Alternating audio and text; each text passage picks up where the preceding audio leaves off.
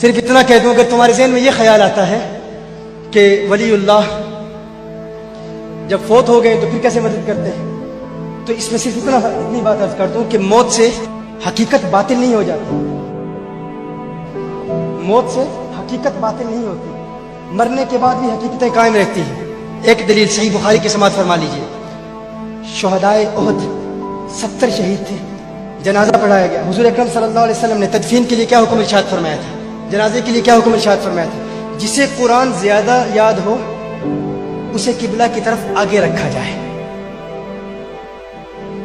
کیا سن لیں آپ نے کیا اس کا بات؟ جسے قرآن، اگر موت سے حقیقتیں بدل جاتی ہیں تو حضور نے کیوں فرمایا جسے قرآن زیادہ یاد ہو اسے آگے رکھا جائے؟ پتا چلا موت سے حقیقت باطل نہیں ہوتی، حقیقت قائم رہتی ہے۔ جو حقیقت دنیا میں ہے وہ حقیقت قبر میں بھی ہے۔ اور سنن الترمذی کی روایت ہے، عن ابن عباس رضی اللہ تعالی عنہما قال ضرب بعض اصحاب النبي صلى الله عليه وسلم خباءه على قبر وهو لا يحسب انه قبر فاذا فيه انسان يقرأ سورة تبارك الذي بيده الملك حتى ختمها، فاتى النبي صلى الله عليه وسلم فقال يا رسول الله صلى الله عليه وسلم ضربت خباي الى قبر وانا لا احسب انه قبر فاذا فيه انسان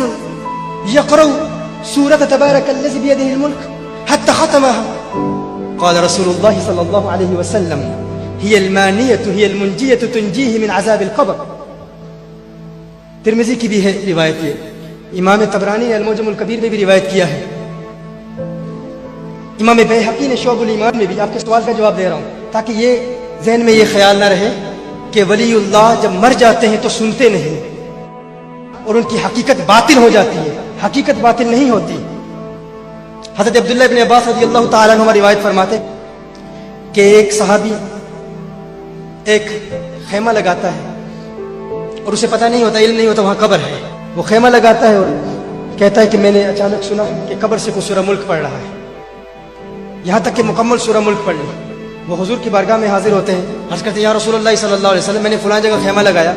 مجھے علم نہیں تھا، اور کوئی شخص سورہ ملک پڑھ رہا تھا۔ حضور اکرم صلی اللہ علیہ وسلم نے ارشاد فرمایا، حضور نے نہیں ارشاد فرمایا کہ تجھے یہ سپرسٹیشس بلیفز ہے، یہ وہم پرستی ہے، قبروں سے آوازیں کہاں آتی ہیں، مردے جو مر جاتے ہیں ان کی آواز باہر کہاں آتی ہے، نہ باہر والے اندر والوں کی سنتے ہیں، نہ اندر والے باہر والوں کی سنتے ہیں، نہ حضور نے یہ نہیں فرمایا۔ حضور نے فرمایا یہ مانے ہے، یہ روکنے والی ہے سورہ ملک، اور یہ عذاب قبر سے بچانے والی ہے۔ حضور نے فرمایا یہ عذاب قبر سے بچانے والی ہے۔ اس کا مطلب کیا ہے؟ اس کا مطلب یہ ہے کہ جو شخص قبر میں چلا جائے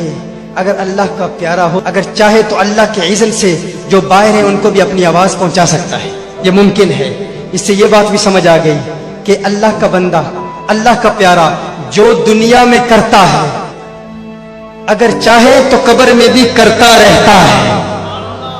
جو دنیا میں کرتا ہے اگر چاہے تو قبر میں بھی کرتا رہتا ہے، جو دنیا میں سورہ ملک پڑھتا ہے اگر چاہے تو قبر میں بھی پڑھتا رہتا ہے، جو ولی دنیا میں مریدوں کی مدد کرتا ہے اگر چاہے تو قبر میں بھی کرتا رہتا ہے، اگر چاہے تو قبر میں بھی مدد کرتا رہتا ہے۔ موت سے حقیقتیں باطل نہیں ہوا کرتی، اس پر بے شمار دلائل پیش کیے جا سکتے ہیں۔ بس اتنی بات عرض کروں گا کہ یہ اللہ کے پیارے ہیں، ان کی بارگاہ میں حاضری کا شرف حاصل کرتے رہے۔